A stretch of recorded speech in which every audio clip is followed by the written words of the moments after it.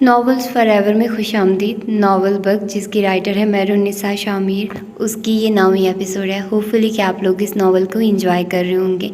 और अगर अभी तक आप लोगों ने इस चैनल को सब्सक्राइब नहीं किया तो कर दीजिए। और मेरा क्योंकि टारगेट है इस 6 मंथ में 50K तक सब्सक्राइबर्स करने का, तो होपफुली कि मैं अचीव कर पाती हूँ या नहीं, लेकिन देखते हैं। तो आइए जल्दी से स्टार्ट करते हैं इस नावल को बगैर किसी देर के। उसी वक्त ड्राइवर गाड़ी रोककर नीचे उतर गया। हाले ने उतरने की कोशिश की थी लेकिन उसकी टांगों में जान नहीं थी। उसी वक्त दो नकाबपोश गाड़ी में आकर बैठे थे, ऐसे कि हाले बीच में थी और वो दोनों उसके दाएं बाएं हाले को सोचने समझने का मौका दिए बगैर उनमें से एक ने हाले के मुंह पे कपड़ा रख दिया था। उसने खुद को छुड़वाने की कोशिश की थी लेकिन वो दोनों उससे ज़्यादा ताकतवर थे। वो थोड़ी ही देर में बेहोश हो चुकी थी। यहाँ CCTV कैमरे नहीं थे। उन दोनों ने हाले को उस गाड़ी से निकाल कर दूसरी गाड़ी में डाला था। वहीं गाड़ी जिसके अंदर बैठे वो दोनों काफ़ी देर से इंतज़ार कर रहे थे। उन दोनों ने अपना नकाब उतार दिया था। अब उनके चेहरे वाजे थे। नूह मिर्ज़ा और याकूत मिर्ज़ा। उमर अपने बंगले के बाहर खड़ा था। ये बंगला उसको हुकूमत की जानिब से अलॉट हुआ था। यहाँ उसके लिए एक शेफ़, ड्राइवर और चौकीदार भी था। बंगला सब्ज़ बेलों से ढका हुआ था और रात के उस पहर तारीक और खामोश था। उस्मान डग्गी में सारी चीज़ें रख देना ध्यान से, कोई चीज़ बाकी न रह जाए। वो फ़ोन पे बात कर रहा था, साथ अपने ड्राइवर को हदायत देता जा रहा था। हाँ भाई, सब रखवा दूंगा, टेंशन मत लो, उसने फ़ोन पे किसी को तसल्ली दी थी। सर, गाड़ी ओवरवेट हो जाएगी, इतना सामान, आप अगर कहें तो कुछ चीज़ें निकाल लूँ। वो 45 साला ड्राइवर मुतज़ब्ज़िब लगता था। उस्मान, तुम क्यों अपनी जान के दुश्मन बन गए हो? अगर सरदार को पता लग गया कि तुमने उसके सामान में हेरा फेरी की है तो तुम जानते हो ना वो क्या करेगा। सर, मैं तो आपके लिए कह रहा था, लेकिन जो आपकी मर्ज़ी। वो एक बार फिर सामान रखना शुरू हो गया था। सर, आज जज साहब की बेटी की शादी है, आप नहीं जाएंगे? उस्मान ने सामान रखते हुए सवाल किया था। नहीं, आज मेरे दोस्त की शादी, नवाब शाह, मुझे वहाँ जाना है, उसने उस्मान से ज़्यादा खुद को बावर करवाया था। सर, आज तो उनकी मंगनी थी ना, और आप इतना लंबा सफ़र ना करें। सर, आज तो बुखार से जान छूटी है, वरना उस दिन जब आप होटल गए थे उस दिन से लेकर आज तक कितना बुखार रहा है आपको, मैं तो डर गया था। तुम अपने काम से काम रखो उस्मान, ज़्यादा बोला ना करो। वो उसको झिड़क कर आगे जाने लगा जब उस्मान ने उसको पीछे से पुकारा। सर, आप तो फजर पढ़कर निकलेंगे ना, कुछ सामान अब भी रहता है, मैं मार्केट जाकर ले आऊँ? उमर ने बस सर हिलाया था, तभी उसको मिराज सुल्तान की कॉल आने लगी। वो नहीं उठा सकता था। मिराज एक बार फिर उससे हॉल आने की ज़िद करते वो नहीं उठा जा सकता था। उसके अपने गम थे। फ़ोन बज कर खामोश हो गया था। उमर ने मोबाइल पावर ऑफ कर दिया था और उस्मान को देखे बगैर बोला था, मैं सोने जा रहा हूँ, अगर क़यामत भी आ जाए तो मुझे उठाना मत, कम अज़ कम फजर से पहले तो बिल्कुल नहीं। कोई अगर मेरा पूछने आए तो कह देना मैं शहर में नहीं हूँ। वो बोलकर जा चुका था, इस बात से लाइल कि हशर तो बर्पा हो चुका है, अब बस अपने बचाव का सामना करना बाकी था। वो नहीं जानता था कि आज के बाद उसको सुकून की नींद शायद ही कभी नसीब होगी। उसके चेहरे पर एक बार फिर अजियत थी। सफ़ीर स्याह शेरवानी में मलबूस गाड़ी की पिछली सीट पर बैठा था। आज भूरी आंखों में एक अलग ही चमक थी। ड्राइवर गाड़ी चला रहा था। वो लोग सैलून पहुंच गए थे। सफ़ीर ने महरमा को कॉल की थी। वो बाहर निकल आई थी। उसने सुर्ख रंग की प्लेन साड़ी पहन रखी थी। उस पर कोई काम नहीं हुआ था, बिल्कुल सादा। गले में हार और कानों में अवेज़े, बाल बीच वाली मांग निकाल कर कस के जोड़े में बांध रखे थे। वो मुस्कुराती हुई आई थी। ड्राइवर ने उसके लिए दरवाज़ा खोला तो वो अंदर सफ़ीर के साथ बैठ गई थी। हाले कहाँ हैं? महर ने सफ़ीर से पूछा था। सफ़ीर की मुस्कुराहट सिमटी थी। क्या मतलब? वो अंदर होगी ना, सैलून में, और कहाँ होगी? मजाक ना करें, वो अंदर कैसे होगी? वो तो बाहर निकल आई थी। लेकिन ड्राइवर तो मेरे साथ था, कोई और गाड़ी तो यहाँ आई ही नहीं। ये आप क्या कह रहे हैं? वो आधा घंटा पहले सैलून से जा चुकी है। ड्राइवर, तुम ही तो आए थे ना उसको लेने? उसने मुझसे खुद कहा कि वो बाहर जा रही है, गाड़ी में वेट करेगी। वो रूहानी सी हो गई थी। आराम से महर, काम डाउन, वो अंदर ही होगी, चल कर देख लेते हैं। सफ़ीर गाड़ी से उतर आया था। महर उसके साथ उतरी थी। वो अंदर नहीं है सफ़ीर, मैंने अंदर देखा, वो कहीं नहीं थी, बाहर थी। वो बाहर, उसने बोला, हारून से बात करने जा रही है, यहाँ सिग्नल नहीं आ रहे। या खुदा, हाले तुम कहाँ हो? महर की आंखों में आंसू आ गए थे। तकरीबन 1 घंटा होने को आया था। महर और सफ़ीर ने खुद जाकर सैलून का चप्पा चप्पा छान मारा था। CCTV फुटेज देख ली थी, लेकिन हाले का कोई नामो निशान नहीं था। अब के सफ़ीर भी परेशान हो गया था, जबकि महरमा बस रोए ही जा रही थी। उसने सफ़ीर के हाथ थाम लिए थे। कुछ करे सफ़ीर, खुदा के लिए हाले को ले आइए कहीं से। मैं मम्मा को क्या जवाब दूंगी, अब्बा से क्या कहूँगी? या अल्लाह, ये क्या हो गया? मैंने उसको क्यों जाने दिया? महर प्लीज़ रोना बंद करो, हम उसको ढूंढ लेंगे। मैं बड़े पापा को कॉल करता हूँ, शाहिद अंकल को कॉल करता हूँ, कुछ ना कुछ तो पता लग ही जाएगा। वो कहाँ जा सकती है भला। वो सख्त परेशान था। हाले उसकी इज्जत थी, जाहिर है उसने परेशान होना था। वो हाले के तमाम दोस्तों को कॉल कर चुका था, वो हॉल भी नहीं पहुँची थी। अब सफ़ीर की परेशानी गुस्से में बदलने लगी थी। लेकिन जो कुछ भी हो उसे हॉल तो जाना ही था। महर को साथ लेकर वो हॉल के लिए निकल चुका था। यहाँ से तो कुछ नहीं मिला था। शायद हाले वहाँ पहुँच गई हो। महरमा रोते हुए उसके साथ गाड़ी में बैठ गई थी। उन्होंने हॉल जाना था, ये ज़रूरी था। हाले गाड़ी की पिछली सीट पे होशो खर्च से बेगाना पड़ी थी। नूह गाड़ी चला रहा था, याकूत आगे बैठा था, लेकिन बार बार मुड़कर पीछे देखता था। नूह भाई बात सुनो। उसने संजीदगी से गाड़ी चलाते नूह को पुकारा था। बोलो। वो सख्त बेजार लगता था। उसने ये काम करने से मना किया था, लेकिन वो क्या करे कि उसकी मजबूरियाँ थी। मुझे ना ये लड़की चाहिए, चाहे कुछ दिन के लिए सही। वो बेहोश पड़ी हाले को देखते कह रहा था। याकूत, ये नहीं, ये लड़की कभी भी नहीं। हमारी डील ये नहीं हुई थी। मैं तुम्हें ऐसा वैसा कुछ नहीं करने दूंगा। तुम्हें अगर लड़की ही चाहिए तो तुम्हारे जैसी 1000 लड़कियाँ इस वक्त अवेलेबल है। तुम इनके ही लायक हो। ये लड़की ऐसी नहीं है, इसके बारे में सोचना भी नहीं। वो दो टोक लहजे में बोला था। मैंने कहा मुझे ये लड़की चाहिए, मतलब चाहिए। वो बरहमी से बोल रहा था। ठीक है, कुछ दिनों के लिए नहीं, लेकिन कम से कम आज रात के लिए ये मेरी है। तुम ज़रा देखो तो सही, इसको कितना कामिल हुस्न है। यार, वो गर्दन मोड़े हाले को देखते हुए कह रहा था। देखो याकूत, ये मासूम है। हम पहले ही इसके साथ बहुत जुल्म कर रहे हैं। कुछ रहम करो इस पर। हमारी भी एक बहन है। हमारी नहीं नूह, तुम्हारी। नरमीन तुम्हारी बहन है। वो चबा चबा कर बोला था। यहाँ आगे पुलिस कॉलोनी में साइम का फ्लैट है, वहाँ रोक देना गाड़ी। आज इस लड़की को वहीं रखेंगे, फार्म हाउस नहीं जाएंगे। डैड को पता चल जाएगा। सुबह होते ही जो मर्ज़ी करना इसका, मुझे इससे कोई मतलब नहीं होगा। बल्कि अभी रोको गाड़ी। 1 मिनट। उसने एक खाली सड़क पर गाड़ी रुकवाई थी। नूह ने न चाहते हुए भी गाड़ी रोक दी थी। याकूत उतरकर पीछे जाकर बैठ गया था। उसने हाले के हाथ को छूना चाहा जब नूह हलक के बल घर आया था। हाथ मत लगाना इसको याकूत, वरना बहुत बुरा होगा। वो अच्छी लड़की है, मैं तुम्हें इसके साथ कुछ गलत नहीं करने दूंगा। याकूत ने जाहिर नहीं होने दिया, लेकिन वो अंदर से डर गया था। वो नूह को जानता था, वो किसी का लिहाज नहीं करता था।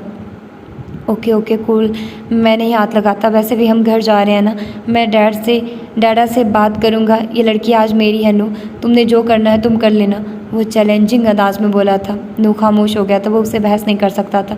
याकूत की सोच बचकाना थी, और बच्चों को कैसे मनाया जाता है भला, खेल खेल कर। महर और सफ़ीर हॉल पहुंच गए थे। मेराज सुल्तान को सारी बात बता दी गई थी। उनकी हालत ऐसी थी जैसे काटो तो लहू नहीं बदन में। हसीना, यूसुफ, सुल्तान, शम्स, हसन सब परेशान थे। सबको हाले की फ़िक्र थी। हसीना और महर का तो रो रो कर बुरा हाल था। फरवा भी परेशान होने की अदाकारी कर रही थी। जब महरमा उनको ज़रा साइड पे लेकर गई थी, अब वो दोनों एक दूसरे के आमने सामने थी। ये सब आपने किया है, बताइए मुझे। अगर इन सब में मेरी बहन को कुछ भी हुआ तो आप देख लीजिएगा मैं आपके साथ क्या करती हूँ। अगर आप कुछ जानती हैं तो साफ साफ बता दीजिए। खुदा के लिए बता दें, मेरी बहन कहाँ है। वो सुर्ख आंखों के साथ अलग के बल चला रही थी। क्या बकवास कर रही हो तुम महर, मेरा भला इस लड़की से क्या वास्ता। जब मैं शादी के लिए मान गई तो मैं भला ऐसी हरकत क्यों करूँगी। तुम्हारे लिए बेहतर है कि अपनी अपनी बहन को ढूंढो, ना कि मेरे सर पे सवार हो जाओ। ठीक है, मैं उसको पसंद नहीं करती हूँ, लेकिन ये सब बहुत ज़्यादा है। मैं इसके साथ ऐसा कभी नहीं कर सकती। ज़रा से फासले पे खड़े यूसुफ, सुल्तान और सफ़ीर ने उनकी बातें सुन ली थी। वो दोनों अभी कुछ और भी बोल रही थी, लेकिन सफ़ीर वहाँ से हट गया था। सफ़ीर ने पुलिस को कॉल कर दी थी। इस वक्त SHO और DIG हॉल पहुँच गए थे। सफ़ीर और मिराज सुल्तान उनसे बात कर रहे थे। आपने CCTV फुटेज चेक किया? ऐसे कैसे मेरी बेटी कहीं जा सकती है। आप शहर में नाकाबंदी करवा दें, हर गाड़ी की चेकिंग शुरू कर दें। मुझे मेरी बेटी चाहिए। वो बरहम थे, वो शौक थे, वो गमगीन थे। इनको लगता था जैसे किसी ने उनके दिल को किसी तेज़ धार बर्छी से काट दिया।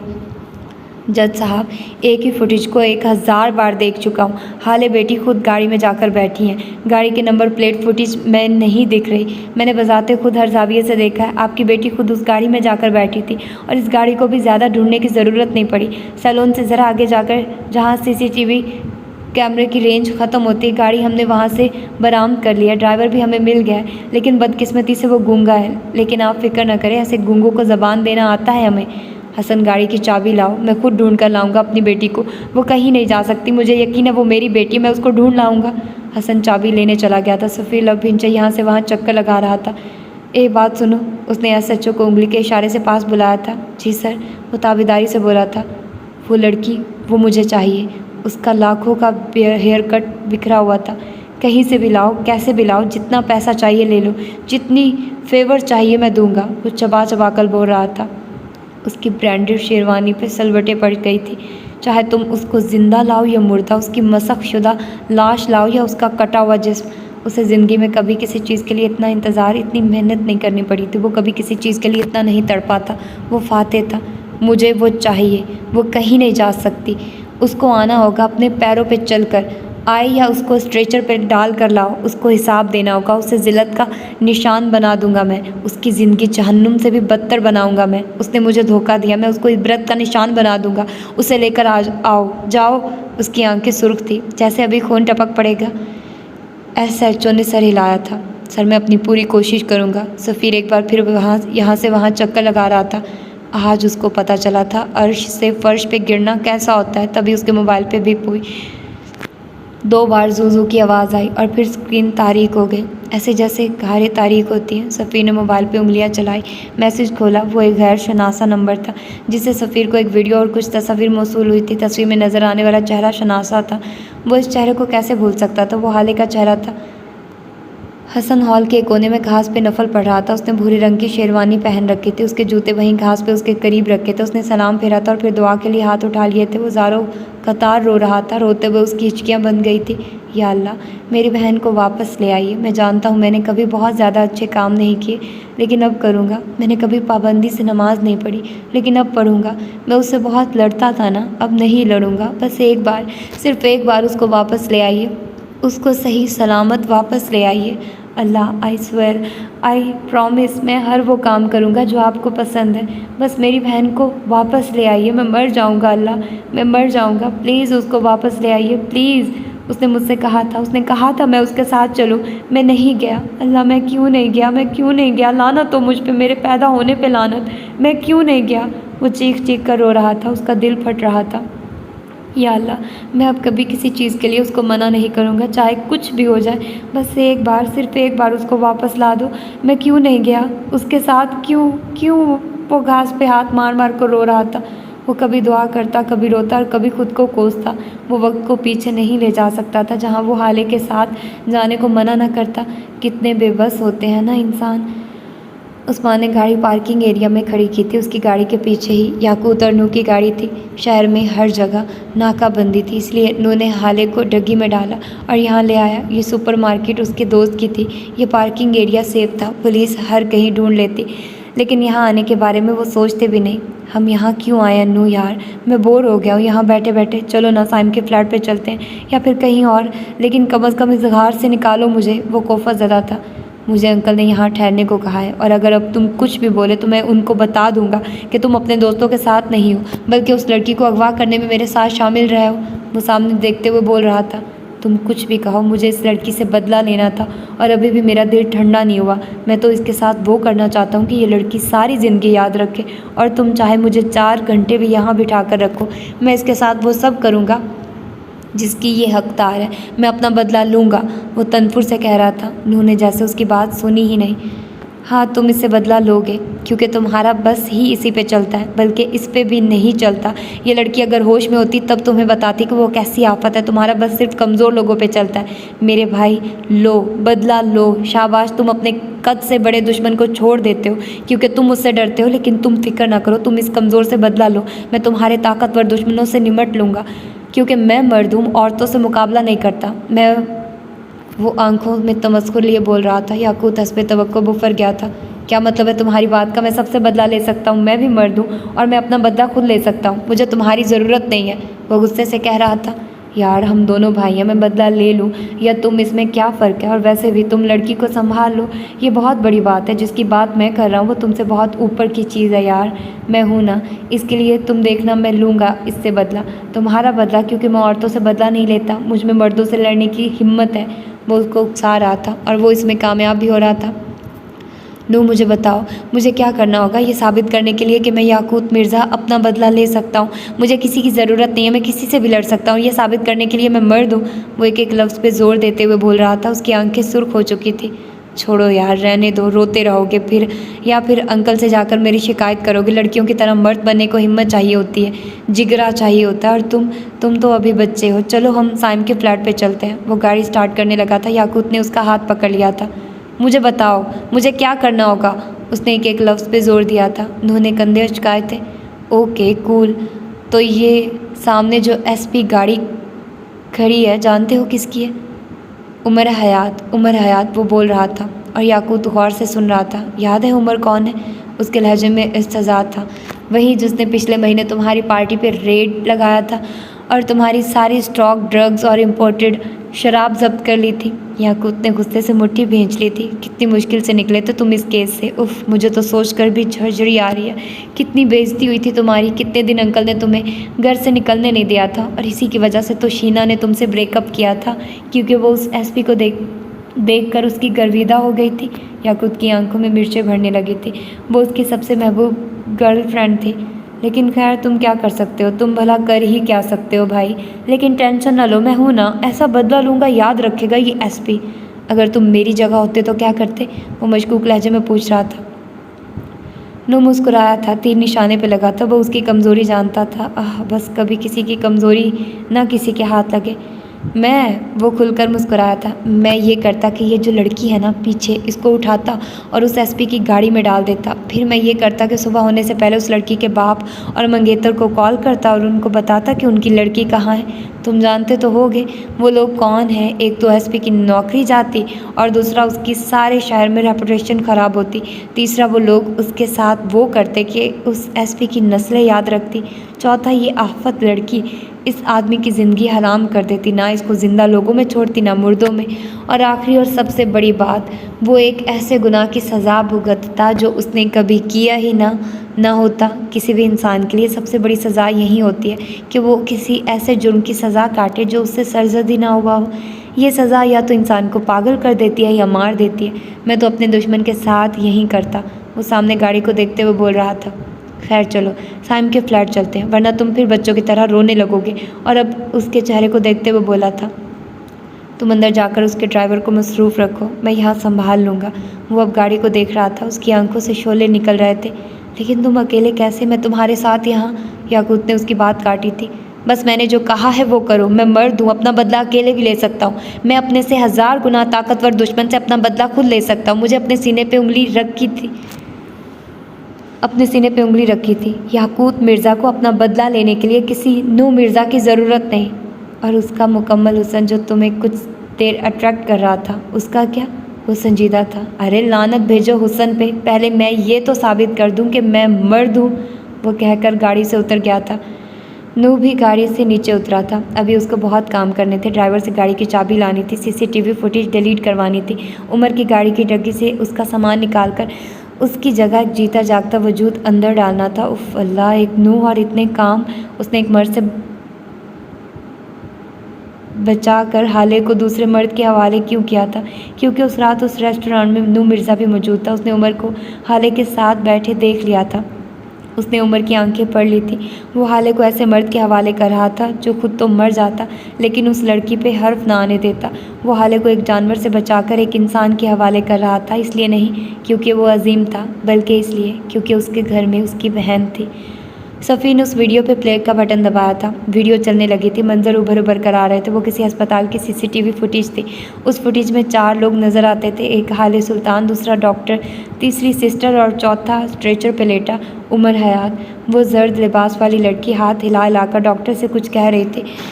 उसके चेहरे पे बरहमी थी। वीडियो यहीं ख़त्म हो जाती है। सफ़ी ने कांपते हाथों से दूसरी वीडियो चलाई थी। उसमें वही लड़का अस्पताल के बेड पे लेटा था। पिछली फुटेज में नज़र आने वाली लड़की ने उस फुटेज में मैरून लिबास पहन रखा था। वो उसके पास बैठी कोई बात कर रही थी। ये वीडियो भी बस 45 सेकंड की थी। सफ़ी ने अब धड़ाधड़ तस्वीरों को खोलना शुरू किया था। उस लड़की ने यहाँ से यहाँ लिबास पहन रखा था। सामने बैठा लड़का और वो इस तस्वीर में मुस्कुरा रहे थे। चंद और अगली तस्वीर शायद एक मॉल की थी। वो लड़का उस तस्वीर में हाले को कोई शॉपिंग बैग थमा रहा था। अगली तस्वीर जानलेवा थी। वो किसी अस्पताल की कंसेंट फॉर्म की तस्वीर थी। इजाज़तनामा बराए इंतकाल खून। उस फॉर्म में मरीज़ के रिश्तेदारों के खाने में हाले सुल्तान का नाम लिखा था और मरीज़ से ताल्लुक़ के नोयत के खाने में बीवी लिखा था। मरीज़ का नाम उमर हयात था। सफ़ी ने बेख्तियार दीवार का सहारा लिया था। उसको किसी चीज़ का यकीन नहीं आ रहा था। उसके कान साए साए कर रहे थे। उसकी आंखें शौक से फैल गई थी। ये क्या हो गया था उसके साथ? वो फाते था, उसने जिस चीज़ की आरज़ू की थी उसको हर वो चीज़ मिली थी। आज कैसे, किस मकाम पे उससे क्या छीना गया था? आह, ये कैसी तकलीफ़ थी, ये कैसी अज़ियत थी, उसको समझ नहीं आ रहा था। उसको कैसे हैंडल करना उसको पता नहीं था। उसे बस जीत का जश्न मनाना आता था, हारने का दुख कभी झेला ही नहीं था। आज तक कभी कुछ हारा ही नहीं था। माँ तो आज तक कभी खाई ही नहीं थी। उसके दिल से खून रसने लगा था। वो नीचे ज़मीन पे बैठता चला गया। फरवा उसके पास बैठी उससे कुछ पूछ रही थी। यूसुफ सुल्तान क्या कह रहे थे वो कुछ नहीं सुन रहा था, वो कुछ नहीं देख रहा था। सारे मंजर धुंधले थे, सारी आवाज़ें नोहा लगती थी। उसकी आंखें वीरान थी, बंजर, उसके होंठ मखफल थे।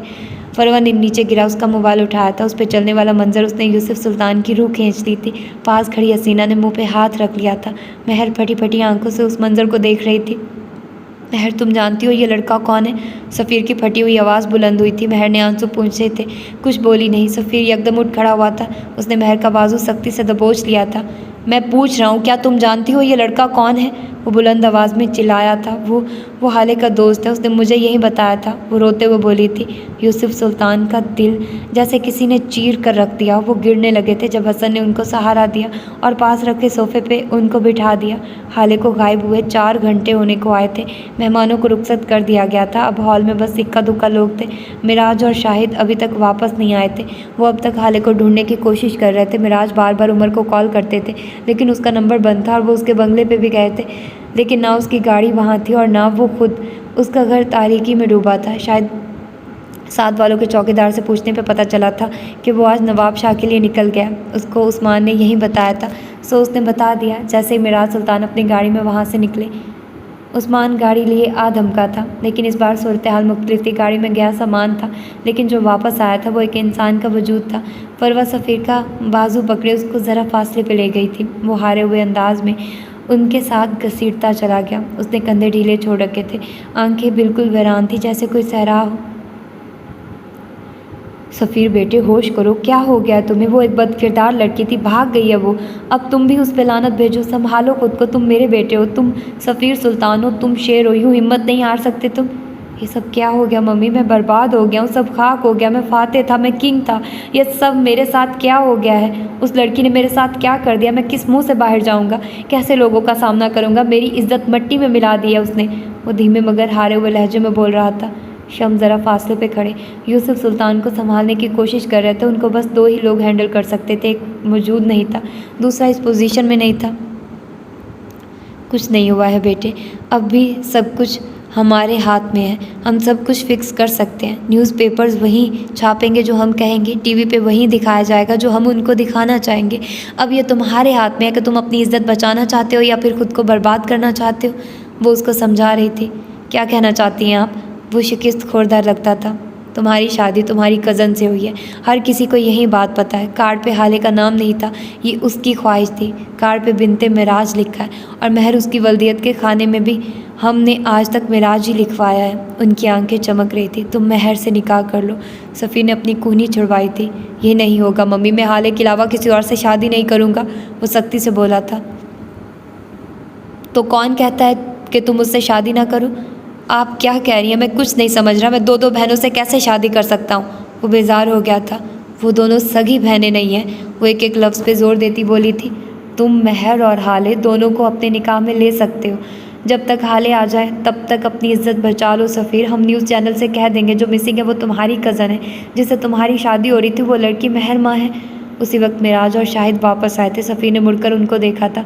वो खाली हाथ थे। वो वाकई आधे मुर्दा लग रहे थे।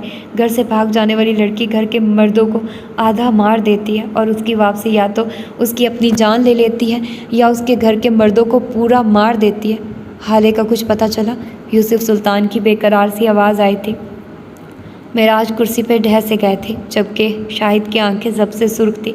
वो उनकी भांजी थी, उनकी बहन की पहली औलाद। शहर के सारे इश्तिहारी मुलजिम, शहर के सारे 2 नंबर लोग, सारे गुंडे बदमाश, सबको पकड़कर थाने में बंद कर दिया। मारपीट धमकी क्या है जो नहीं करके देखा, लेकिन कोई कुछ बताता ही नहीं, कोई कुछ जानता ही नहीं। वो गाड़ी जिसमें हाले बैठी थी वो चोरी की गाड़ी है। उसके मालिक ने 2 महीने पहले गाड़ी की रिपोर्ट दर्ज करवा दी थी। यूसुफ साहब, हमने सब करके देख लिया, हाले नहीं मिली। शाहिद नज़रें झुकाए बोल रहे थे। मिराज भाई, घर चलते हैं। कब तक यहाँ बैठे रहेंगे? वो उनके कंधे पे हाथ रखते बोले थे। चले जाना घर भी, पहले मेरा निकाह तो हो जाए, वो तंजिया लहजे में बोला था। मिराज ने थकी थकी नज़रों से उसको देखा था। क्या बकवास कर रहे हो तुम, हाले नहीं है यहाँ, निकाह कैसे हो सकता है? शम्स ने उसका बाजू पकड़कर उसका रुख अपनी जानिब किया था। क्यों, क्या हाले के अलावा किसी और लड़की से निकाह नहीं हो सकता? महरमा से होगा मेरा निकाह, बुलाइए काजी को, अभी के अभी होगा निकाह। फरवा खुलकर मुस्कुराई थी। महर ने आंसुओं से भरी आंखों से उसको देखा था। हसन ने गुस्से से, मिराज ने बेबसी से, और यूसुफ सुल्तान वो हारे हुए थे, उनके पास मना करने की जुर्रत नहीं थी। सफ़ीर बेटे, तुम जल्दबाजी कर रहे हो, हाले आ जाएगी, तुम सब्र तो करो, शाहिद ने समझाना चाहा था। आप मेरे घर के मामलात से दूर रहिए, ये वक्त इज़्ज़त बचाने का है, और मैं आपकी हाले सुल्तान की वजह से सारी ज़िंदगी गर्दन झुकाकर नहीं चल सकता। वो उनकी आंखों में देखता तनफुर से बोला था। नवाल ने आगे बढ़कर शाहिद को खामोश रहने का कहा था। सब लोग खामोश तमाशाई बने खड़े थे जब हसन की कमज़ोर सी आवाज़ आई, सफ़ीर भाई ये ना करें प्लीज़, मेरी बहन आ जाएगी, वो मिसिंग है, वो आ जाएगी। हसन, अपनी बहन के लिए भीख मत मांगो। मिराज झुके हुए कंधों और उठी हुई गर्दन के साथ बोले थे। हसीना दुपट्टे के पल्लू में चेहरा छुपाकर रोने लगी थी। महर उनको रोते हुए देखती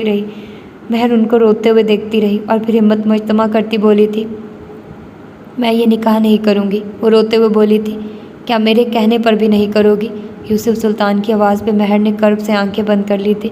वो उनको इनकार नहीं कर सकती थी। वो अगर महर की जान भी मांग ले वो तब भी इनकार नहीं करेगी, ये तय था। एकदम जैसे भगदड़ सी मच गई थी। काजी को बुला लिया गया था। महर के मेकअप को नया टच दिया गया था। जो मेहमान बाकी थे उनको बिठाया गया था। सफ़ीर और महर को स्टेज पर ले जाया गया था। महरमा वल्द वहाज खान, आपको सफ़ीर सुल्तान वल्द शम्स सुल्तान हक महर 50 लाख सिक्का राजुल वक्त अपने निकाह में कबूल है। उसकी आंखों के गिर्द कई मंजर घूमे थे। मॉल जाने से पहले उसको मनाने आती हाले, आपी आप मेरे लिए सारी दुनिया में सबसे ज़्यादा अहम है। बाबा के बाद बस आप, मम्मा, हसन, दादा जान सब आपके बाद आते हैं। आप अभी कह दें, मैं सफ़ीर को छोड़ दूँगी, आप जो कहेंगी मैं करूँगी। कबूल है, यूसुफ सुल्तान की डांट खाकर आने वाली महर को दिलासा देती हाले, आप भी आइंदा से मैं भी उनके पास नहीं जाऊंगी। जो आपसे अच्छे से बात नहीं करेगा हाले उससे बात नहीं करेगी, बस बात ख़त्म। कबूल है, हारून से महर की खातिर लड़ने वाली हाले, मेरे लिए आपसे ज़्यादा कोई ज़रूरी नहीं है, हारून भी नहीं। अगर वो आपके साथ रूड बिहेव करेगा तो मैं उसके साथ अच्छे से नहीं रह सकती। हम दोनों दो जिस्म एक जान हैं। आपको लगने वाला ज़ख्म मेरे जिस्म को भी तकलीफ़ देता है हाले। आपके लिए सारी दुनिया से लड़ सकती है, जब तक मैं ज़िंदा हूँ कोई आपके साथ कुछ गलत नहीं कर सकता।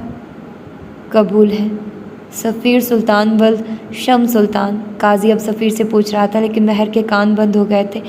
आवाज़ों का रास्ता रुक गया था। अब बस खामोशी थी, गमगीर खामोशी। यकायक फिर शोर उठा था। मुबारकबाद, सलामती, दुआएं, कुछ हसद भरी नज़रें तो कुछ तमस्खुर भरे लहजे।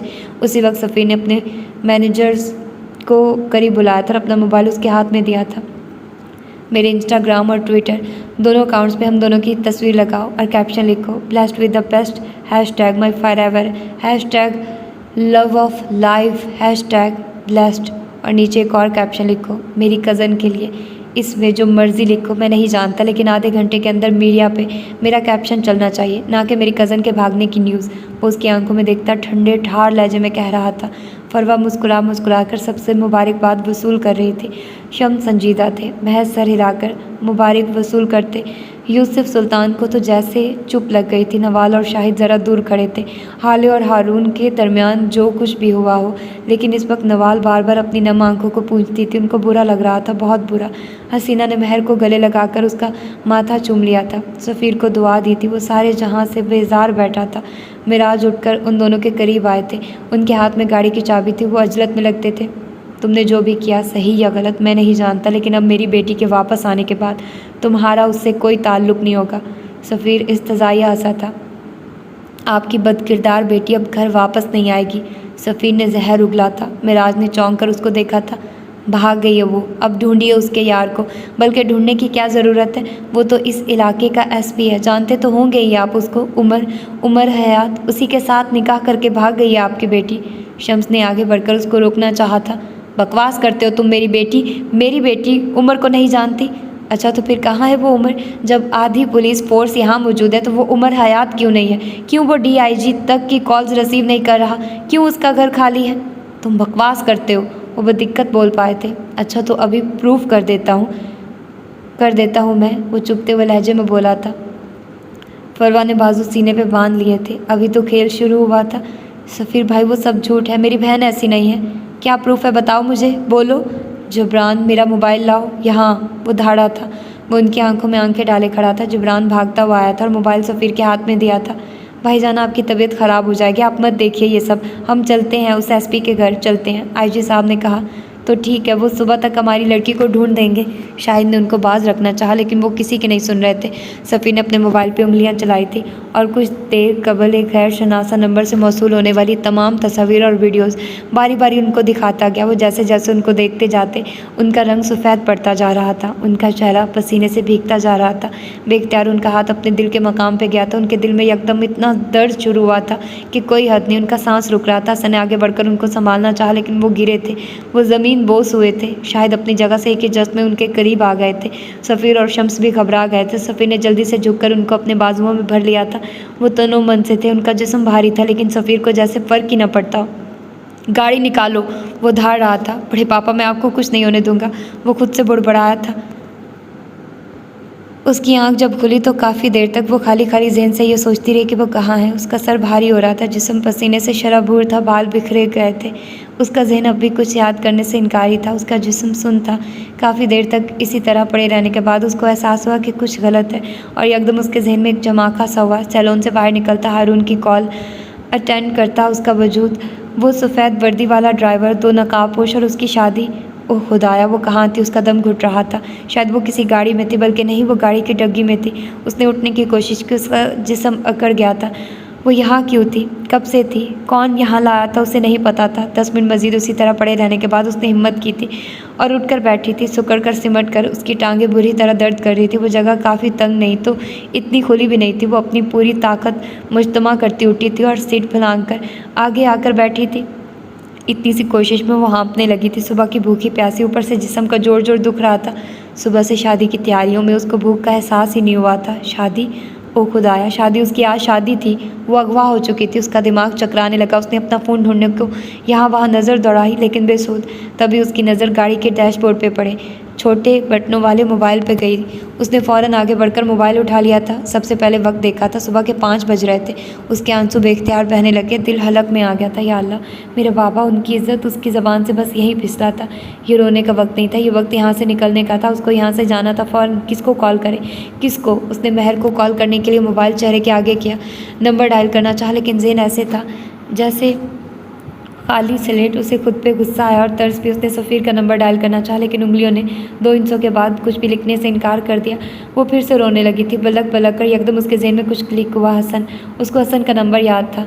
उसने धड़ाधड़ नंबर डायल करना शुरू किया। बेल जा रही थी 1-2 बार, 3 बार और फिर उसके मतलूबा नंबर से उस वक्त जवाब मौसूल नहीं हो रहा। बराए मेहरबानी थोड़ी देर बाद कोशिश करें। इस आवाज़ ने उसके कानों में सूर फूंक दिया था। जब कहीं फंसोगी ना तब करती रहना मुझे कॉल्स। आंसू उबल उबल कर उसकी आंखों से निकल रहे थे। क्योंकि तुम्हें सिर्फ हसन सुल्तान का नंबर ज़बानी याद है। उसने मोबाइल ज़ोर से गाड़ी के सामने वाले शीशे पे दे मारा था। वही हसन जिसका मोबाइल आए दिन कहीं ना कहीं छुपा देती हो। उसके जहन के पर्दों पे एक ही आवाज़ लहरा रही थी। उसने गाड़ी के शीशों को ज़ोर ज़ोर से बजाना शुरू कर दिया था। वो कभी गाड़ी छत को ज़ोर ज़ोर से मारती तो कभी शीशों को बजाती। 1 घंटे तक वो इसी तरह चीखती चिल्लाती रही, कभी रोती और कभी बाहर फैलती सफ़ेदी को देखती। ये उभरता हुआ सवेरा उसकी सारी ज़िंदगी पे कालक मल देगा। वो जानती थी। उसके हाथ सुर्ख हो चुके थे। हुलिया अबतर आंखें सूज गई थी। उसने थक कर सीट की पुष्ट से सर टिका दिया। जब उसने एक स्याह आंखों वाले नौजवान को गाड़ी की तरफ आते देखा, उसे ज़िंदगी में किसी चेहरे से इतनी नफरत नहीं हुई जितनी उस वक्त उस शख्स से हुई थी। वो शायद अभी नींद से जागा था। उसे 10 दिन कबल का वो प्रपोज़ल याद आया, अपना इनकार याद आया, उसका मुस्कुराता चेहरा याद आया, वो ड्राइवर, वो नकाबपोश याद आए। वो बिल्कुल सुन सांस रोक के उसको करीब आते देखती रही। वो स्याह टी-शर्ट में मलबूस था, बाल बिखरे हुए थे, आंखें सुर्ख थी। वो इस हुलिये में भी वजी लग रहा था। उसने गाड़ी अनलॉक की थी और गर्दन अंदर करके गाड़ी के अंदर देखना चाहा लेकिन अंदर बैठे वजूद को देखकर उसका सांस तक रुक गया। वो हाफ वाइट कामदार घरारे में मलबूस उलझी लटों और बेहाल चेहरे वाली लड़की उस वक्त यहाँ क्यों थी? उसे यहाँ नहीं होना चाहिए था। वो यहाँ थी, मतलब बहुत कुछ गलत था, बल्कि सब कुछ गलत था। वो उसको देखते आंखों में खून लिए नीचे उतरी थी। उमर अपनी जगह से हिला भी नहीं था। वो उसके सामने खड़ी थी, आंखों में गज़ब लिए। आप यहाँ क्या कर रही हैं? उसने अटक अटक कर पूछा था। मेरी शादी की रात तुम मुझे अगवा करके लाते हो, सुबह तक मुझे अपनी गाड़ी में कैद रखते हो और अब मुझसे ये पूछ रहे हो कि मैं यहाँ क्या कर रही हूँ? वो हज़ियानी अंदाज में चीख रही थी, आपकी शादी नहीं हुई। हाले ने कहर बरसाती नज़रों से उसको देखा था और फिर एकदम से उसके सीने पे थप्पड़ों और मुक्कों की बारिश कर दी। वो जो अभी एक शौक से नहीं निकला था, हैरत से उसको मारते देखता रहा। तुमने मेरी ज़िंदगी बर्बाद कर दी, तुमने मेरी इज्जत को ख़राब कर दिया, तुम्हारी 2 टके की मोहब्बत ने मुझसे मेरा सब कुछ छीन लिया। वो उसको मारती जाती और चिल्लाती जाती, मैं तुम्हें जान से मार दूंगी, मैं छोड़ूंगी नहीं तुम्हें, घटिया इंसान। उमर ने उसको रोका नहीं था, वो खामोशी से मार खाता रहा। 2 मिनट 3 मिनट बाद वो थक गई थी। उसने अपने हाथ पहलू में गिरा दिए थे। उमर को भी होश आया था। आप रात घर नहीं पहुंची? वो हैरत से पूछ रहा था। उसकी आंखें फटी की फटी रह गई। या अल्लाह, आप रात घर नहीं गई? उसने अपने माथे को छुआ था। वो हाले के यहाँ होने के शौक़ से अभी निकला नहीं था कि उसको हाले के वहाँ न होने का शौक़ लग गया था। उसने अपनी जेब टटोली थी और मोबाइल बाहर निकाला था। अब वो यहाँ से वहाँ चक्कर लगा रहा था। हाले खामोश मगर चुभती नज़रों से उसको देखती रही। उसने जैसे मोबाइल ऑन किया, उसको मिराज सुल्तान की 45 मिस्ड कॉल्स मौसूल हुई, DIG की 10 और बाकी लोगों को उसने नहीं देखा। तो उसने फ़ौरन यूट्यूब पे जाकर न्यूज़ चैनल ढूंढा था। हाई कोर्ट जज मिराज सुल्तान की बेटी और मशहूर बिजनेस टाइकून सफ़ीर सुल्तान की कज़न हाले सुल्तान कल रात एक सैलून से गायब हो गई हैं। कहा जा रहा है कि वो अपनी शादी से खुश नहीं थी और उन पे इस शादी के लिए दबाव डाला जा रहा था, लिहाजा वो रिपोर्टर अभी कुछ और भी कह रही थी। जब हाले ने उसका मोबाइल फ़ोन उसके हाथ से लेकर ज़ोर से ज़मीन पर पटका था। मेरी बर्बादी का तमाशा देखना चाहते हो? हाँ, बहुत सुकून आ रहा है तुम्हें, बहुत मज़ा आ रहा है, और ये क्या अदाकारी कर रहे हो मेरे सामने, जैसे तुम्हें कुछ पता ही ना हो। क्यों किया तुमने ऐसा, क्यों? वो उसके सर पे खड़ी खर्रा रही थी। उमर ने उसको अफसोस से देखा था।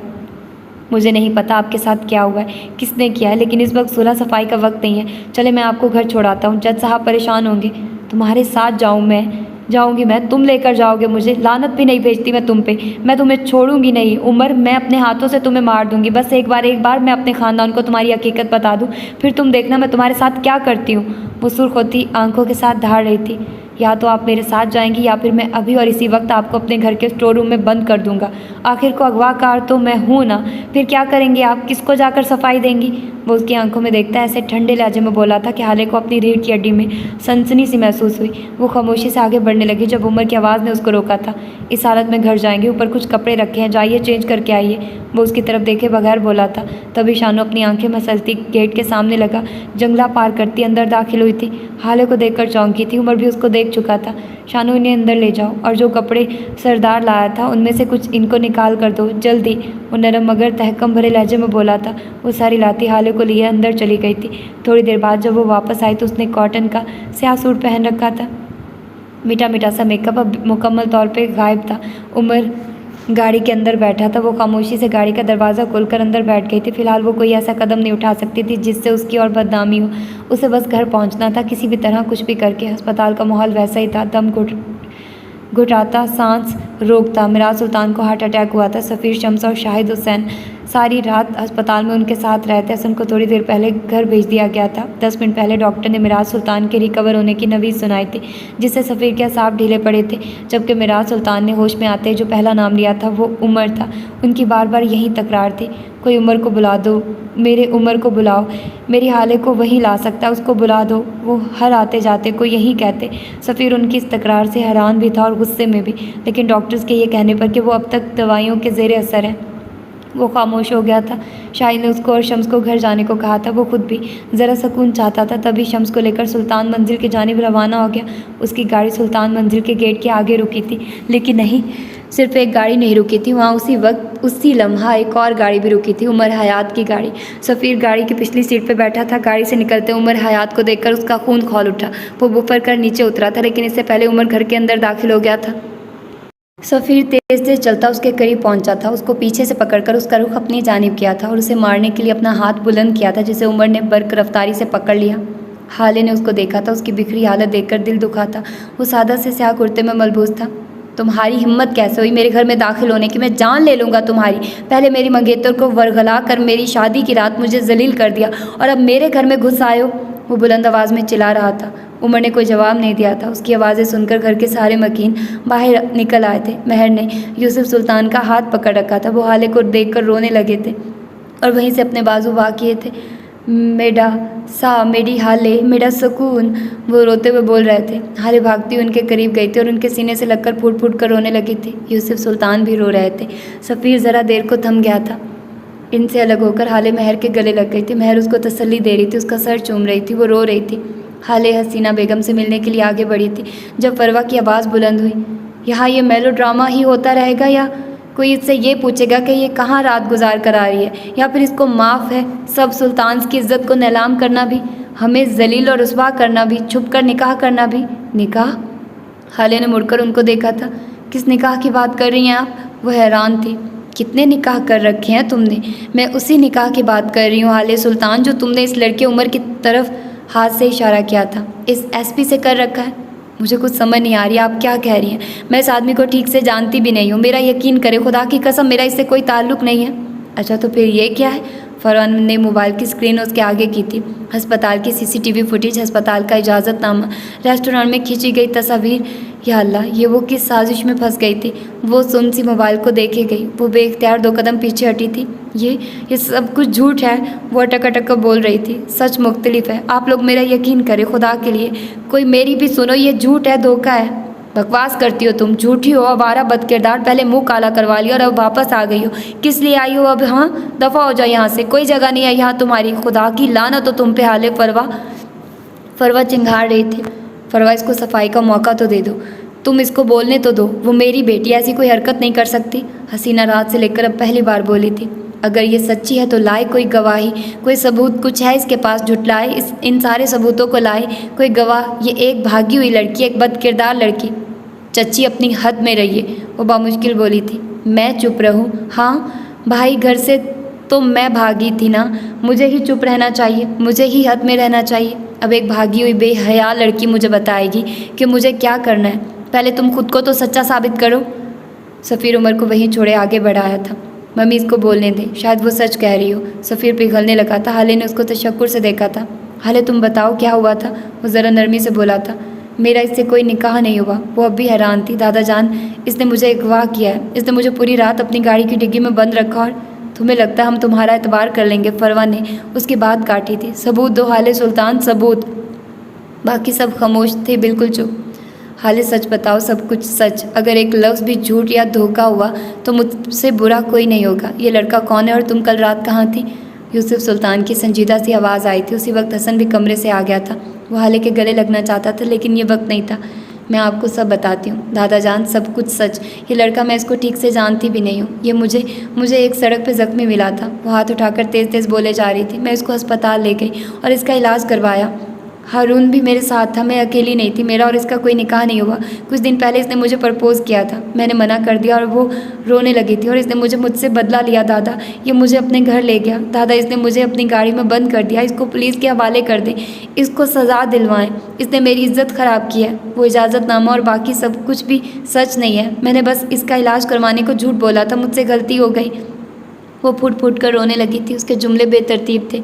उसी वक्त शम्स अस्पताल से वापस आए थे। हाले और उमर को देखकर उनका चेहरा सुर्ख हो गया था। वो तय से उसकी जानिब आए थे। कहाँ थी तुम बदजात? सारे शहर में हमें रुसवा करके चैन नहीं मिला, जो अब यहाँ आ गई हो। जलील लड़की बाप को मरने के लिए छोड़ कर चली गई। मेरा भाई अस्पताल में मर रहा है और तुम इस 2 टके के एसपी के साथ। वो उसका बाजू बुरी तरह झंझोड़ते चिल्लाए थे। मेरी बहन को छोड़िए चचा जान। हसन ने उनका बाजू पकड़कर उनको दूर करना चाहा, जिसे शम्स ने बुरी तरह झटक दिया था। बेगैरत, तुमने अपनी गैरत बेच खाई है क्या? तुम्हारी बहन घर से भाग गई थी क्या? सब कुछ भूल गए हो? वो धाड़े थे। मेरी बहन नहीं भागी, जो कुछ भी हुआ है एक हादसा है। मेरी बहन झूठ नहीं बोलती। आप खुद को गैरतमंद कहते हैं, ये है आपकी गैरत? मेरी बहन पे हाथ उठाना, इसको जलील करना और बस। यहाँ शम्स का हाथ उठा था और हसन के गाल को सुर्ख कर गया था। हसीना ने फ़ौरन उसको दूर किया था और अपने पीछे छुपा लिया था। वो चुप नहीं हुआ था। वो अब भी बोल रहा था। यतीम नहीं है हम जो यूँ मार पीट करेंगे आप। मेरी बहन को हाथ भी लगाया तो मैं सबको मार दूंगा, छोड़ूंगा नहीं किसी को। यतीम नहीं हूँ मैं, मरा नहीं हूँ। मेरा बाप। वो रोते हुए चिल्ला रहा था, जबकि हालत ठहर सी गई थी। उमर को भी कुछ गड़बड़ का एहसास हुआ था। शम्स यहाँ थे, सफ़ीर यहाँ था, तो फिर मिराज कहाँ थे? बाबा कहाँ हैं? वो सफ़ीर की तरफ देखते बदिक्कत बोल पाई थी। अस्पताल में है तुम्हारा बाप, मर रहा है वो। तुम्हारे करतूतों की सज़ा भुगत रहा है मेरा भाई। वो बुरी तरह चीख रहे थे। हाले ने खामोशी से अपना हाथ छुड़ाया था। उमर को बेख्तियार झटका लगा तो उसने जाने को कदम मोड़े थे, लेकिन फिर रुक गया। वो हाले को ऐसे छोड़कर नहीं जा सकता था। वो भरे मजमे में उस पर इल्ज़ाम लगा सकती थी, लेकिन वो उसे इस मजमे में अकेला छोड़कर नहीं जा सकता था। उसकी अपनी सोच थी, उमर की अपनी मजबूरी थी। मैं बाबा के पास जा रही हूँ, मुझे जाना होगा। वो अपने चेहरे पे हाथ फेरती, खुद को बामुश्किल नॉर्मल रखती बोली थी। वो आगे बढ़ी थी जब सफ़ीर ने उसकी कलाई दबोच ली थी। तुम्हें पहले अपनी बेगुनाही साबित करनी होगी हाले, वो सपार से लहजे में बोला था। मैं बेगुनाह हूँ सफ़ीर, मेरा यकीन करें, वो बहते हुए आंसुओं से बोली थी। साबित करो, हतमी लहजा। अगर तुम इतनी ही नेक हो तो रात उस गाड़ी में अपनी मर्जी से क्यों बैठी थी? सब देख चुके हैं, हम बेवकूफ़ समझ रखा है क्या? शम्स ने उसको झिड़का था। मैं इस वक्त हारून से बात कर रही थी, चचा जान, मेरा उस तरफ ध्यान नहीं था। आप लोग मेरा यकीन क्यों नहीं करते? ये आधी फूटी जाए। उस रात मेरे साथ हारून भी था, मैं अकेली नहीं थी। मेरा यकीन करें, उस लड़के से मेरा कोई ताल्लुक़ नहीं है। रो रो कर उसकी आंखें सुर्ख हो गई थी। ठीक है, ऐसा करते हैं, हारून से पूछ लेते हैं, फरवा मुतमईन सी बोली थी। हाले ने मुड़कर उनको देखा था, उसकी आंखें चमकने लगी थी, आंसू ज़रा देर को थम गए थे। ये उसको पहले क्यों नहीं याद आया? हाँ, आप लोग अभी हारून को कॉल करें, उससे पूछिए, वो सब जानता है, उसको सब पता है। वो मॉल में होने वाली मुलाकात के बारे में भी जानता है। वो एकदम पुरजोश हो गई थी। फरवा ने हारून को कॉल मिलाई थी, बेल जा रही थी। महर, हसीना, हसन, सफ़ीर, शम्स और यूसुफ सुल्तान सब उस फ़ोन के स्पीकर से निकलने वाली आवाज़ के मुंतज़िर थे। हारून ने कॉल पिक कर ली थी। हेलो, उसकी आवाज़ नींद में डूबी हुई थी। हारून, मैं फरवा बात कर रही हूँ बेटे, वो मुस्कुरा कर बोली थी। दूसरी तरफ हारून सीधा होकर बैठ गया था। जी बोलिए आंटी, मैं सुन रहा हूँ। हाले तो ठीक है ना? निकाह हो गया खैर से? वो परेशान हो गया था। रात निकाह से पहले बात हुई तो थी बेटा तुम दोनों की, पूछा नहीं तुमने उसका हाल चाल? रात कब? मेरी तो उससे 4 दिन से बात नहीं हुई। सफ़ी ने ज़ख्मी नज़रों से हाले को देखा था। यूसुफ सुल्तान ने आंखें मींच ली थी। पहला झूठ। अच्छा, मुझे गलत फहमी हुई होगी, फिर उन्होंने बात संभाल ली थी। हाले ने उनके हाथ से मोबाइल ले लिया था। हारून, उन्हें बताओ उस रात के बारे में। तुम जानते हो ना, जब हम दोनों अस्पताल में थे, वो लड़का उमर याद है ना तुम्हें? सच बोलो ना हारून, उनको बताओ सब कुछ प्लीज़। उन्हें बता दो कि उस रात तुम भी मेरे साथ थे। हमने उस लड़के का इलाज करवाया था और अगले दिन उससे मिले भी थे। और वो मॉल वाली बात, वो भी बताओ हारून, सब बता दो। उसका लहजा रंधा हुआ था। हारून कुछ देर को खामोश हो गया था और जब बोला तो, क्या कह रही हो? कौन उमर हयात? हाले के कदम बेइख्तियार लड़खड़ाए थे। उसकी आंखें बेयकीनी से फटी रह गई थी। कौन सी रात, कौन सा अस्पताल, क्या बोल रही हो तुम? उसको लगा था जैसे किसी ने भरे बाजार में उसके मुंह पे जूता दे मारा हो। ऐसी अजियत तो कभी नहीं हुई थी। हम दोनों किसी को अपने साथ अस्पताल ले गए। Are you crazy? रात से लेकर अभी तक, अब तक, बल्कि अपनी सारी ज़िंदगी में ऐसी अजियत, ऐसी ज़िल्लत, ऐसी रुसवाई उसने नहीं देखी थी। उसके वजूद में कोई जुम्बिश ना होती थी। वो पत्थर के मुजस्मे की तरह एक जगह जम गई थी। कोई मजाक कर रही हो, प्रैंक कर रही हो ना? वो हंसते हुए पूछ रहा था। सारी दुनिया भी अगर तुम्हें छोड़ दे तो हारून शाहिद तुम्हारे साथ खड़ा होगा। सफ़ीर ने आगे बढ़कर मोबाइल उसके हाथ से खींचकर ज़मीन पे दे मारा था। सारी दुनिया जब तुम्हारे खिलाफ बोलेगी तो हारून शाहिद तुम्हारे हक़ में बोलेगा। सफ़ीर बुरी तरह उसके बाजू झंझोड़ रहा था, उसको गालियाँ दे रहा था। पूरी दुनिया अगर तुम्हें धुतकार देगी तो मैं अपनाऊँगा। सफ़ीर का हाथ उठा था और हाले के सभी चेहरे पे अपनी छाप छोड़ गया था। उमर फासले पे खड़ा था। वो वहाँ से भागता हुआ आया था। 2 3 4 थप्पड़ों ने उस पर थप्पड़ों की बारिश कर दी थी सफ़ीर ने, लेकिन हाले के मुंह से कोई आवाज़ नहीं निकली थी। हाथ उठाना तो दूर, वो मुझसे ऊंची आवाज़ में बात नहीं कर सकते। बेगैरत, बेहया लड़की, बदचलन हो तुम, बद किरदार। तुम्हारी जुर्रत कैसे हुई? इसको सफ़ीर की कोई आवाज़ नहीं आ रही थी। उसके कानों के पर्दों पे किसी और की आवाज़ का राज था। तुम मेरी दुनिया हो हाले। वो मुझ पर कभी हाथ में तुम्हें अपनाऊंगा। वो मुझ पे हाथ उठाना तो दूर, आवाज़ें गड़बड़ हो रही थी, चेहरे मिक्सअप हो रहे थे कि तुम मुझे धोखा दो, घटिया लड़की, मैं तुम्हें ज़िंदा नहीं छोड़ूंगा, बेगैरत, वो चिल्ला रहा था। हसीना बेगम और हसन ने आगे बढ़कर उसको रोकने की कोशिश की थी, लेकिन सफ़ीर ने उसको धक्का देकर हटाया था। उसका सर बुरी तरह फर्श पे लगा था। हसीना ने भागकर हसन को उठाया था। महर अपनी जगह सुन खड़ी थी। फरवा की आंखों में तमस्खुर था। उसके वजूद में कोई हरकत नहीं हुई थी। सफ़ीर एक बार फिर उसको मारता कि उमर ने उसका हाथ रोक लिया था। वो उसके हाथ को उसकी पुश्त पे ले गया था और ज़ोर से मरोड़ा था। यूसुफ सुल्तान वहाँ से आवाज़ लगा रहे थे, सफ़ीर छोड़ दो उसको, हाथ मत लगाओ। वो कमज़ोर थे, नहींव थे, यहाँ उनका बस नहीं चलता था। वो चीख रहा था, चिल्ला रहा था, हाले को गालियाँ दे रहा था।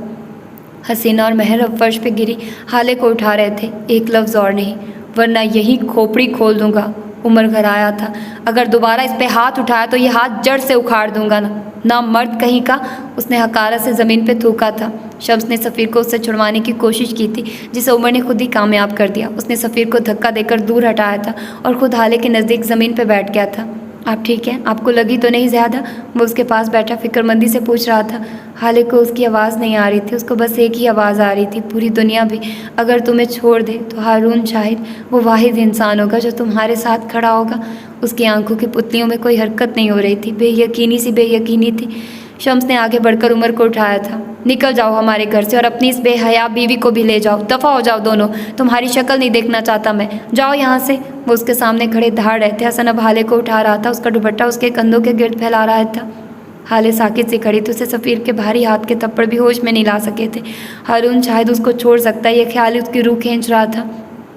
हाले तुम चली जाओ इस लड़के के साथ, चली जाओ। जब तुमने इसके साथ निकाह कर ही लिया तो इसके साथ चली जाओ। यहाँ रहकर तुम्हें कुछ नहीं मिलेगा। हसीना उसके चेहरे को हाथों में लिए बोल रही थी। हाले की बेयकीनी टूटी थी। अब उसकी आंखों में गम था, दर्द था, तकलीफ थी। मैं क्यों जाऊँ? मेरा कोई कसूर नहीं है। मेरे बाबा को सदवाओ सब इन उम्र ने कीता है, कोई मेरी भी सुड़े, मैं बेकसूर हाँ। वो अपने बाल नोच रही थी, पागलों की तरह चिल्ला चिल्ला कर बोल रही थी। उसके आंसू फिर से बहने लगे थे। मैं तेरी धी अम्मा, तेरा खून, मैं क्यों वंजा केड़े वंजा, मेरा तुसा का अलावा कोई काई नहीं। मेरा एतबार करो, कोई मैं बेगुनाह हाँ। अल्लाह अल्लाह मैं बेकसूर हाँ। वो अब अपने चेहरे पे ज़ोर ज़ोर से थप्पड़ मारे जा रही थी। हसन ने उसके हाथ हटाने की कोशिश की लेकिन वो किसी को नहीं देख रही थी। हारून कोड़ा है, चच्ची कोड़ी है, मैं सच। हारून कूड़ा है, चच्ची कूड़ी है, मैं सच गलेंदी पई हाँ, मेरा यकीन करो। वो रोते हुए नीचे ज़मीन पे बैठ रही थी। हसन ने उसको गले से लगा लिया था। यूसुफ सुल्तान पथराई हुई आंखों से उसको देख रहे थे। वो फूट फूट कर रो रही थी। हसन उसको थपक रहा था। शम्स ने आगे आकर हसन को उससे दूर हटाया था और हाले को बाजू से पकड़ लिया था। फरवा भी उनके साथ थी। उन्होंने हाले का दूसरा बाजू पकड़ा था। सफ़ीर बेजारी से ये मंजर देख रहा था। उसकी आंखों में तैश था। महर बेआवाज़ रोए जा रही थी। उमर ने उनके करीब आकर हाले का हाथ छुड़वाया था। उसी वक्त फरवा ने आगे बढ़कर खींचकर हाले को थप्पड़ दे मारा था और दूसरा थप्पड़ मारती कि उमर उनके और हाले के बीच दीवार बनकर खड़ा हो गया। फरवा का उठता हाथ उसने रोक लिया था। शम्स बुफर ही तो गए थे। तुम होते कौन हमारे घर के मामलात में बोलने वाले? घटिया इंसान, दफ़ा हो जाओ हमारे घर। मैं वही होता हूँ जिसकी आप सब ने सुबह से रट लगा रखी है, शौहर। यही लगता है ना आप सबको? फिर ठीक है, यही हूँ मैं। और अगर अब किसी ने हाथ उठाना तो दूर, ऐसा सोचने की कोशिश भी की, मैं किसी का लिहाज नहीं करूँगा।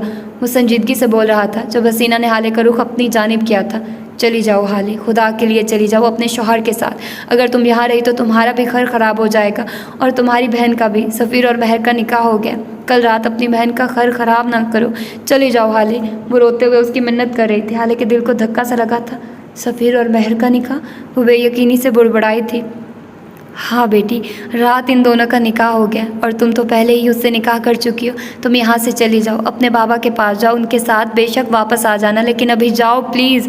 सब लोग उन माँ बेटी को सुन रहे थे। महर गिली आंखों से, सफ़ीर नफ़रत से, फरवा मुतमईन और शम्स चुभती नज़रों से। एक यूसुफ सुल्तान थे जो अब तक इस शौक़ से नहीं निकले थे कि उनके सामने सफ़ीर ने हाले पे हाथ उठाया।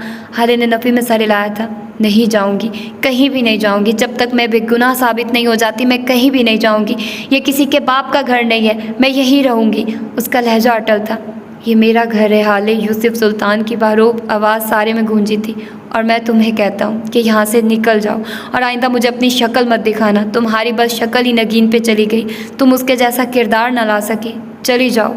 वो कहकर रुके नहीं थे। लंबे लंबे डग भरते उस मंज़र से गायब हो गए थे। हाले की सारी दुनिया बर्फ़ हो गई थी, ठंडी यख। उमर अफसोस से उसको देखता रहा और फिर उसका हाथ पकड़ लिया। पहली दफ़ा, पहला लम्स वो उसका हाथ पकड़े, उसको वहाँ से ले जा रहा था। हसन उसके पीछे गया था। बाहर आकर उमर ने उसका हाथ छोड़ दिया था। वो हिली तक नहीं थी। उसका पूरा जिस्म काँप रहा था। सदमा, दर्द, तकलीफ, पछतावा, दुख, गुस्सा, बेबसी क्या था जो उस वक्त उसको महसूस नहीं हो रहा था। मैं तुम्हारे साथ जाऊंगा हाले, हसन उसके करीब आकर बोला था। हाले ने उसको देखा था। ये उसका वो भाई था जो हमेशा उससे लड़ता था, जो उसकी ज़रा सी गलती भी अपने माँ बाप से छुपाता नहीं था कि उसको डांट पड़वाने का मौका हाथ से ना चला जाए। ये उसकी चॉकलेट खा जाता था, ये उसका चार्जर छुपा देता था, उसके पैसे चोरी कर लेता था, उसको जिज करता था, उसके बनाए खाने में नुक्स निकालता था, उसके बने हुए बाल बिगाड़ देता था, उसकी बर्थडे के आधे तोहफे खुद रख लेता था। लेकिन ये वही वो भी था जिसने आज उसके लिए थप्पड़ खाए, उसका यकीन किया, उससे कोई सफाई नहीं मांगी, उसको गले लगाया। वो जब गिरी तो उसको उठाया, वो जब रोई तो चुप करवाया, उसके लिए लड़ा, उसका मुहाफिज बना। ये कैसा प्यारा होता है बहन भाई का रिश्ता, जो खुद आपको इतना तंग करते हैं कि आप रोने लग जाओ, लेकिन यही आंसू अगर किसी दूसरे की वजह से निकले तो यही बहन भाई उनको चीरने के लिए आ जाते हैं। तो मम्मा के साथ रहो, बच्चों के साथ रहो और दादा जान का ख्याल रखना। ओके, मैं बाबा को लेकर आऊँगी, फिर हम यहाँ से चले जाएंगे बहुत दूर, हम सारी फैमिली। लेकिन इस वक्त तुम्हें यहाँ रहना होगा, तुम समझ रहे हो ना? वो नम आंखों से उसको समझा रही थी। उमर पास ही खड़ा था। वो रोते हुए मुसलसल नफ़ी में सर हिला रहा था। हाले ने उसके चेहरे को हाथों के प्याले में भर लिया था। मैं बहुत जल्द वापस आऊँगी हसन, तुम मेरा इंतज़ार करना, मैं सब कुछ फिक्स कर लूँगी। मैं बाबा को लेकर आऊँगी। प्लीज़ तुम इस वक्त मुझे समझने की कोशिश करो, मुझे जाने दो। वो बेबसी से रो दी थी। आई एम सॉरी हाले, आई एम सॉरी। मैं इस वक्त तुम्हारे साथ होता तो ये सब ना होता। आई एम सॉरी, मुझे जाना चाहिए था, मैं तुम्हारा भाई था, मैं तुम्हारे लिए कुछ नहीं कर सका। लानत हो मुझ पे, लानत। Hasan Hasan listen to me. Hale ने उसका झुका हुआ चेहरा ऊपर किया था। इन चीज़ों का वक्त नहीं है, मुझे कमज़ोर मत करो। इस वक्त बाबा इम्पॉर्टेंट है, जो कुछ हुआ हम इसको बदल नहीं सकते। तुम अंदर अम्मा के पास जाओ और मुझे अस्पताल जाने दो, ये मेरा हुक्म है, वो तहक्कम से बोली थी। साथ ज़रा से फासले पे खड़े बख्श को इशारे से करीब बुलाया था। वो नम आँख के लिए करीब आ गया था। बख्श मेरी बात सुनो, तुम हसन का ख्याल रखोगे, कुछ भी गलत हो तो बस मुझे कॉल करना, ओके? बीबी आपका मोबाइल तो नहीं है आपके पास? और ये जूता, उसने हाले के पैर की जानिब इशारा किया था, ये तो फट गया है। वो रोना भूलकर हैरत से बोला था। आप 2 मिनट रुक जाए, मैं अभी आता हूँ। वो उसकी सुने बगैर सर्वेंट क्वार्टर की तरफ भागा था और सिर्फ 2 मिनट बाद फूली हुई सांस के साथ वापस आया था। उसके हाथ में जर्द रंग की हील थी। ये उसने अपनी गांव में रहने वाली मंगेतर के लिए खरीदी थी। हाले ने खामोशी से उससे वो हील्स ले ली थी। उमर ने गाड़ी अनलॉक की थी। वो उसके साथ फ्रंट सीट पे बैठ गई थी। क्यों बैठी थी ये फ़िलहाल वो खुद भी नहीं जानती थी। उमर ने गाड़ी स्टार्ट की थी और कुछ ही लम्हों बाद वो बख्श और हसन की नज़रों से ओझल हो गए थे। हसन भाई, अगर हालात नॉर्मल होते तो इनकी जोड़ी कितनी अच्छी लगती ना। बख्श बेध्यानी में क्या गया था। हसन ने कोई जवाब नहीं दिया। ऐसा पहली बार हुआ था, हालात वाकई नॉर्मल नहीं थे। हारून शाहिद होटल के कमरे में बैठा चाय पी रहा था। मई का मौसम सितंबर में भी अच्छा खासा सर्द था। उसने ग्रे स्वेटर के नीचे नीली जीन्स पहन रखी थी। आंखों में गहरी उदासी थी, साथ तशवीश भी। उसने हाले के कॉल पे ये सब बोलकर सही किया ना? हाँ, उसको यही तो कहा गया था। उसने बिल्कुल ठीक किया। वो खुद को तसल्ली दे रहा था। जब उसको शाहिद हुसैन की कॉल मौसूल हुई, सिग्नल ज़रा कमज़ोर थे। वो अपने कमरे के बालकनी में जाकर खड़ा हो गया और कॉल अटेंड कर ली। हेलो हारून, शाहिद की ज़रा पुरजोश सी आवाज़ आई। जी पापा बोलिए। वो नॉर्मल लहजे में बोला। तुम कराची आ जाओ बेटे, आज बल्कि अभी फ़्लाइट नहीं मिल रही तो गाड़ी से आ जाओ, लेकिन आज के आज कराची पहुंचो। बढ़ते जज्बात से उनकी आवाज़ कांप रही थी। मैं कल तड़की जा रहा हूँ पापा, मैं वापस नहीं आ सकता फ़िलहाल। उल्लू के पट्टे, तुम्हारा और हाले का निकाह होने जा रहा है, वो बुलंद आवाज़ में बोले थे। और हारून शाहिद ने सांस तक रोक ली थी। तुम आ जाओ बस जल्दी से।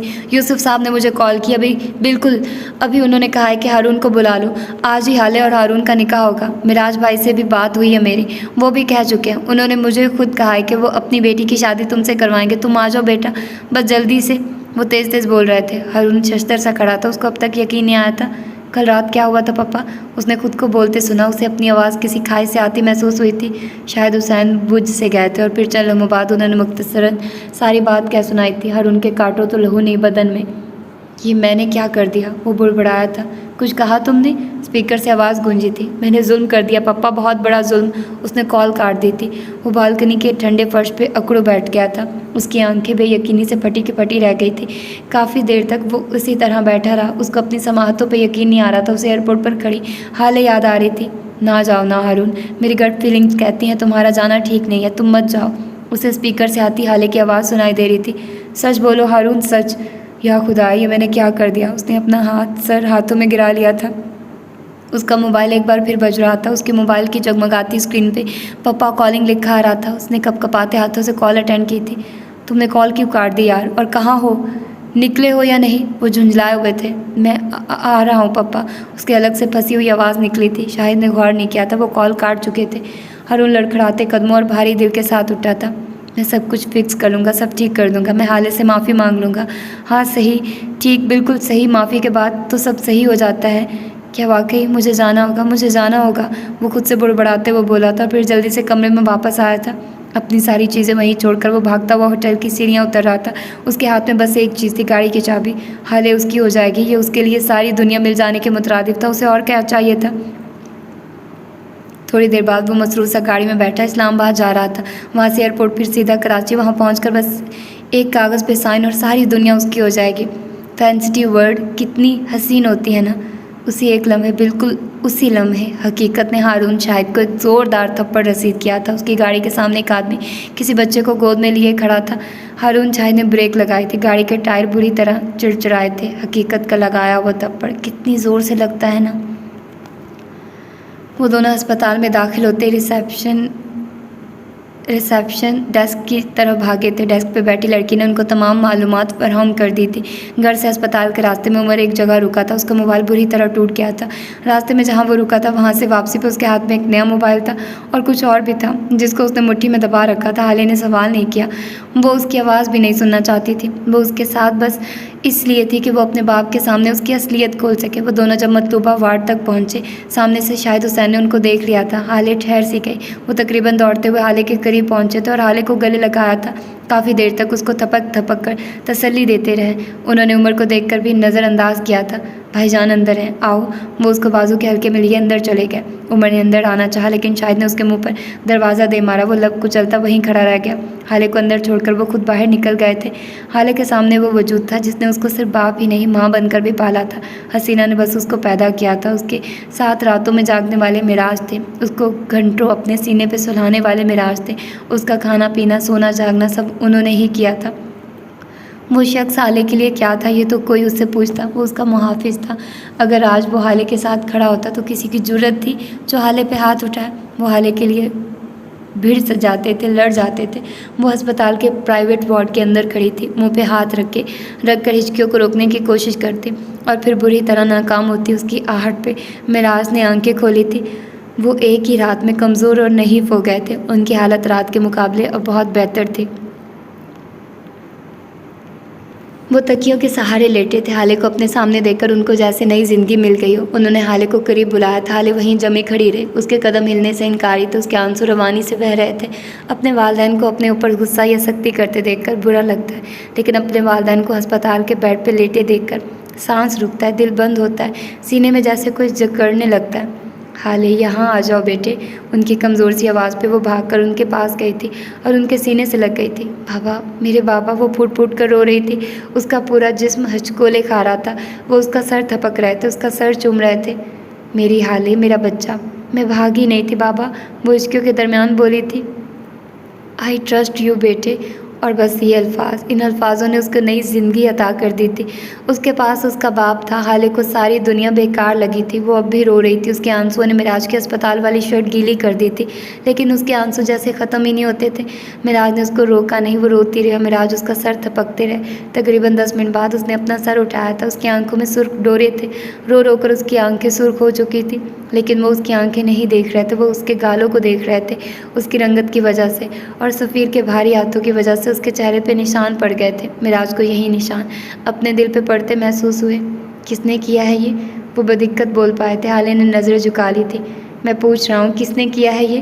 वो बरहमी से बोले थे। सफ़ीर और चच्ची जान, वो रंधी हुई आवाज़ में बोली थी।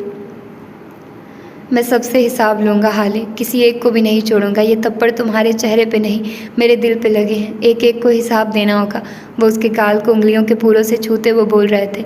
हाले ने नहीं कोई जवाब नहीं दिया। उन दोनों के दरमियान खामोशी का लंबा वक्फा आया था। उमर को कैसे जानती हो तुम?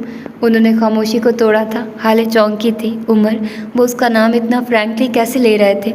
हाले की आंखों से शोले निकलने लगे। उसके लहजे में नफ़रत खुद ब खुद दौड़ती चली आई थी। उस घटिया इंसान ने मुझे किडनैप किया बाबा। उसने मुझे सारी रात अपनी गाड़ी में कैद रखा। उसने मुझे कहीं का नहीं छोड़ा। मैं उसको कभी माफ़ नहीं करूँगी। उसकी 2 टके की सो कॉल्ड मोहब्बत ने मेरी इज़्ज़त ख़राब कर दी। मुझे, मेरे ख़ानदान, सारी दुनिया के सामने रुस्वा कर दिया। आप बस ठीक हो जाइए, फिर सारी दुनिया देखेगी मैं उसके साथ करती क्या हूँ। उसके लहजे में ढूंढने से भी नफ़रत के अलावा कुछ और नहीं मिलता था। मिराज खामोशी से उसको सुनते रहे और जब बोले तो बस इतना। उमर ऐसा नहीं कर सकता। उनका लहजा आत्मी था। हाले ने शाकी नज़रों से अपने बाप को देखा था। उमर कहाँ है हाले? क्या वो यहाँ आया है? कल रात तुम उसके साथ थी, वो कहाँ है हाले? बोलो बेटा। ओ मेरे खुदा, तुम उमर के साथ थी? फिर तुम तो बिल्कुल सेफ थी। आप उसको कैसे जानते हैं? आपके उसके साथ फर्स्ट नेम टर्म्स हैं बाबा।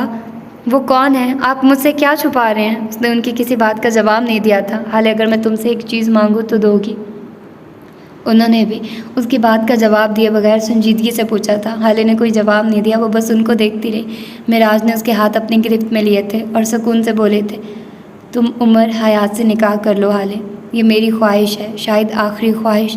उनके लहजे में कुछ ऐसा था कि ठटका जाए, लेकिन हाले इस वक्त उनकी कोई बात नहीं सुन रही थी।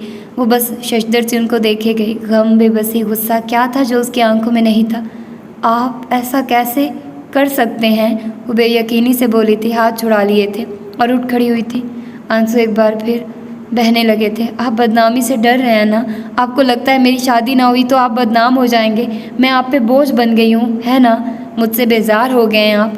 उसने मुझे किडनैप किया है, मुझे हद से बेजा में रखा, मुझसे मेरा सब कुछ छीन लिया और आप कहते हैं मैं उससे निकाह कर लूँ? क्यों बाबा, क्यों? क्या इतना भारी हो गई है? मैं आप पे इतना बेमोल कर दिया आपने मुझे, क्यों? वो फटी हुई आवाज़ में चिल्लाई थी। उसके चिल्लाने की आवाज़ बाहर तक गई थी। उमर दरवाज़ा खोलकर अंदर दाखिल हुआ था। हाले ने मुड़कर नफरत से उसको देखा था। उमर ने नज़रें चुरा ली थी। तो ये थी इसकी आज की 10वीं एपिसोड। यार क्या नावल है, मज़ा आ गया। शुरू में मुझे लग रहा था क्या बकवास नावल है, क्या स्टार्ट कर दिया मैंने, लेकिन अब जैसे जैसे मैं इस नावल को पढ़ती जा रही हूँ मेरा इंटरेस्ट इसमें डेवलप होता जा रहा है और आई एम एंजॉइंग। मुझे बहुत मज़ा आ रहा है। मुझे पता भी नहीं चला मैंने 1 घंटे की एपिसोड रिकॉर्ड कर ली, हालांकि मैंने 40 मिनट की एपिसोड रिकॉर्ड करनी थी, लेकिन खैर आप लोगों की किस्मत अच्छी। तो मिलते हैं इसकी अगली एपिसोड में। अपना ढेर सारा ख्याल रखिएगा। अल्लाह हाफिज़।